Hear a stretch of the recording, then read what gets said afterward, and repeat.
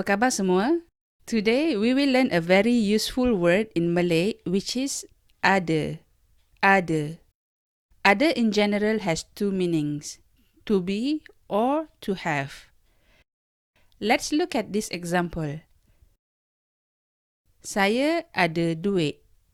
Saya ada duit. I have money. Saya means I, ada means have, and duit is money.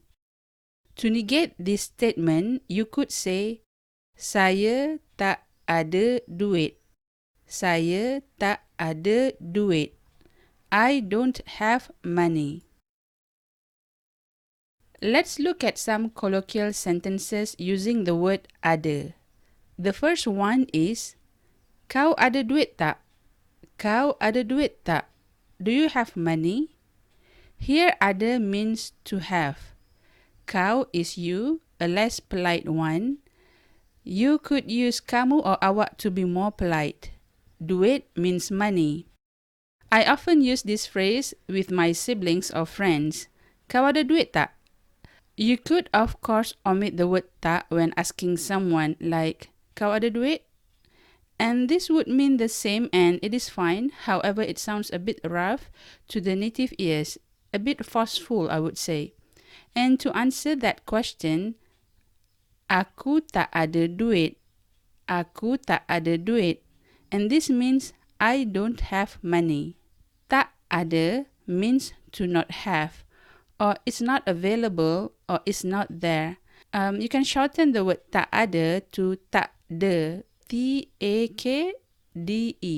Here the word tak functions as a negation to the phrase ada duit. Unlike the word tak which is used at the end of a question, it has a different purpose which is to negate. Next, takpe, bagi aku apa yang ada. Never mind, give me what is available. Takpe means never mind or it is okay. It is actually consists of two words, tak and apa. Bagi means to give, apa is what, and yang ada what is available.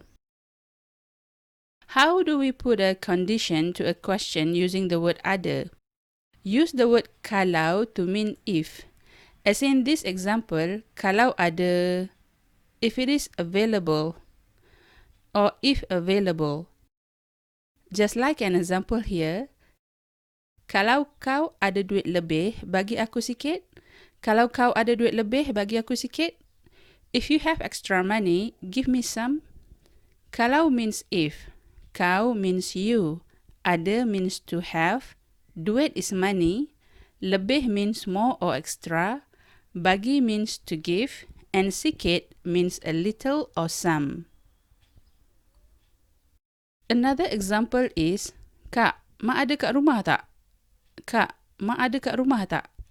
Sis, is mom at home? Here the word ada means the availability of a person. Kak is a short form of kakak, which means older sister, and mak is a short form of emak, which means mother.